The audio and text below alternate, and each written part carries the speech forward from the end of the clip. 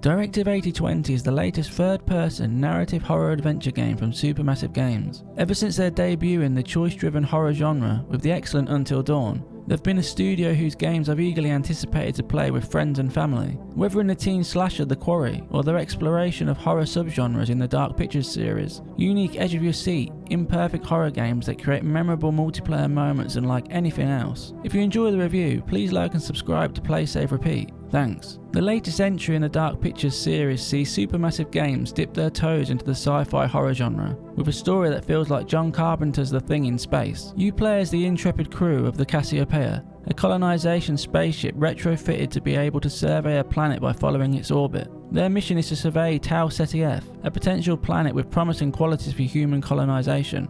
But when a meteorite smashes through the ship's hull, an organic growth of alien origin infects the ship and forces the surveillance team to listen to the onboard AI's instructions and fix the breach. Soon enough, things go from bad to worse as the crew wakes up from cryo-sleep to crash land on Tau Ceti F and find that a presence on board is now hunting them by imitating their appearance. A perfect setup that makes you uncertain of who to trust. Launching the game, you can choose to play single player or couch co-op multiplayer for up to 5 players, with an online multiplayer mode being added in a post-launch update. Having chosen your desired mode, you pick whether to play Survivor, where every decision is irreversible, or Explorer, where you can access the story trees of all 8 episodes, and select the branching turning points to rewind and redo pivotal story moments. This new mode makes the game more approachable and replayable from within your own save file. It's a convenient way to quickly experience branching story paths without restarting the entire game. You can also select many accessibility options, the ability to remove time limits on QuickTime events, use the same button for all prompts, hold buttons down instead of mashing them and more. If you select multiplayer, you can read the crew's biographies, and then you and your friends can assign each of the 6 playable characters to whichever player wants to play as them. Set your difficulty between forgiving, challenging and lethal. Being able to choose who you play as immediately gets you invested in their backstories, motivations, and makes you want to keep them alive. These dynamic choices make for an immersive shared experience that's challenging for experienced players and approachable for casual gamers who aren't familiar with a controller's button layout. For those familiar with the Dark Pictures series, you might be wondering where the narrator, the curator, has gone. Thankfully, Supermassive Games have chosen to implement him in a more interactive way, but I'll leave everyone to discover that for themselves. Like other Dark Pictures games, Directive 8020 begins with a prologue to set up the story, characters, and introduce the returning and new gameplay mechanics. Right away, you are given a dilemma of whether to ask the onboard AI for advice, or to use your initiative to fix up the hole made by the meteorite. This gives you the chance to learn how to use the utility strap, a device that scans a room like a radar to highlight enemy locations, and electric cables in the walls. You finally venture outside in your spacesuit and magnetic boots, gazing at the endless vastness of space that's rendered superbly as the light shines realistically on every surface. But it doesn't take long for your first QuickTime event to finish teaching you the basics of the returning gameplay mechanics. However, like other Dark Pictures games, Supermassive Games have created new and unique gameplay mechanics to distinguish Directive 8020 from the rest of the series. House of Ashes had weapon management and aiming, and The Devil in Me had an inventory system. But Directive 8020 takes things a step further by focusing on a fully player-controlled stealth system. Near the end of the prologue, something stalks you in the open halls between you and the crew quarters. You're instantly immersed in heart-pounding stealth horror gameplay that's completely different from anything a Dark Pictures game has ever done before. As the score ratchets up and darkness envelops every room, all you can do is stay hidden. Stealth functions much like other non-combat stealth games, but more simplified. You crouch behind walls and boxes, heading to your objective by relying on malfunctioning lights as your guide, as using your flashlight will alert the enemy to your location. Later on, stealth sequences grow in complexity and require the use of the utility strap.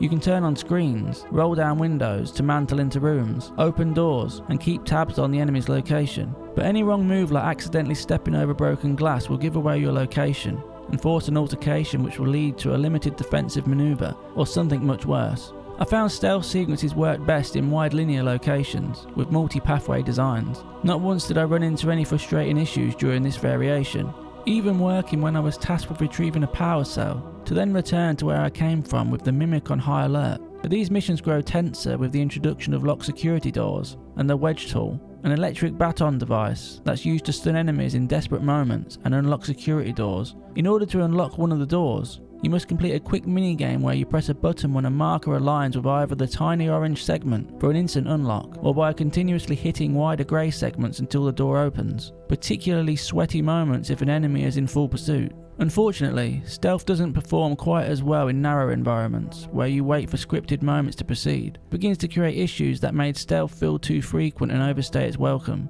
Such as one mission where you pull down 3 levers to power up a machine, while avoiding an enemy that patrols up and down a narrow path. If you're observant and patiently wait a while, the enemy opens your next route, which would have been fine if the enemy didn't randomly see me when I was hidden behind a box, or if when I got caught and stunned him, he stayed in his incapacitated animation when I pulled a lever, instead of instantly exiting it and attacking me. But I can't say that I dislike their attempt at stealth, as when it works it feels good. I only wish they were less frequent. All wide designs to avoid issues, and gone a step further to allow you to actively use a melee weapon in desperate moments, as it would have made the game more immersive. Despite imperfect stealth, the heart of what makes a Dark Pictures game tick is still as strong as ever. Multiple story-altering decisions drastically change the outcome of current and later scenes, such as an early, seemingly innocuous decision in my game, which was made by another player, to deactivate the Cassiopeia's landing capabilities instead of its fire systems, initiating a ripple effect in a pivotal scene where the Cassiopeia crashes, changing a later scene where I role-played as the character's personality, to an undesired outcome due to the results of another person's decision. Unique gaming moments that make a Supermassive Games title memorable. You also explore environments during the story by following a character's emergency trails to find their location, or to find hidden secrets to learn about the mission. Video messages that contain compelling subplots and missable areas that impact and add context to the main story. With your flashlight equipped, you explore a brooding atmosphere of organic growths and a fully designed spacecraft. Although Supermassive Games varies the gameplay with simple puzzles and activities, such as a Sherlock Holmes-style body examination, immersing you in your character's occupation as a medical officer, and a selection of simple puzzles like solving numerical codes or synthesizing medication by using environmental clues. A nice break from the cinematic dialogue, action scenes and stealth sections, but the game never strays too far from cranking up the horror. One way it does this is by the use of vents to either hide in or to set up claustrophobic jump scares, all in first person, drawing your attention to distant fans where blades of light cut through and figures dart across. And the developers never forget to build up to a big crescendo in the form of quick-time event-filled action scenes and chase sequences, pulse-pounding missions where you sprint away from pursuing enemies. Although it is the communication feature that provides both positives and negatives within each episode, a crew-wide text messaging system where you receive text during exploration and can select multiple responses to impact the crew's personalities. However, this feels fine when the messages factor in what's happening in the story, or when you're exploring a quiet space before things go sideways. But when notifications flash when you are being hunted, it feels unrealistic to stop in a horrific environment to have a conversation over text. Yet a choose-your-own adventure wouldn't be anywhere near as good without an engaging plot, interesting characters, and meaningful choices to branch the narrative. I've enjoyed playing through every Supermassive game, but I've always found strong and weak moments, and Directive 8020 is no different. There's many parts I enjoyed and some that I would have changed, but I also realise how challenging it is to make a fulfilling and compelling branching story that seamlessly fits together. Sometimes the writers show us subtle details about characters through personal belongings or general conversations, but more often than not, unnatural exposition is used to quickly inform players of a character's backstory and personality traits. At times it feels clunky, but I understand the need to connect players to their chosen characters as soon as possible. Then the story can move forward to focus on player choices. It attempts to create this story propulsion with flash forwards, intense tastes of what horrors are to come. Yet a cinematic adventure needs solid characters played by a talented group of actors to be engrossing and appealing to the player. Directive 8020 maintains a tradition of casting a famous film and TV actor to lead the cast. Lashana Lynch of No Time to Die and The Day of the Jackal fame leads the cast as pilot Brianna Young, a character trying to live up to her father's memory. Supermassive Games achieves this by using an amalgamation of full motion capture, voice acting and face capture to bring performances in-game. They present richly detailed character models with realistic motion and expressive performances, even in the odd scene where the script falters. Still, I believe this is the strongest performances in a Dark Pictures game to date. There's no better example than when a crew member faces a mimic of itself, causing complete distrust. Each character no longer knows who's a friend or a threat, forcing players to make life or death choices that showcase an actor's talent. How beautifully rendered the malfunctioning spaceship is also helps players become fully immersed in these dramatic moments, an area where Supermassive Games have always been at the top of their craft. Whether Brianna Young piloting from the bridge, Medical Officer Samantha Cooper preparing medicine in the lab, Senior Mission Officer Laura Iserly observing plant development in hydroponics, Technical Engineer Joseph Kernan maintaining the guts of the ship and more.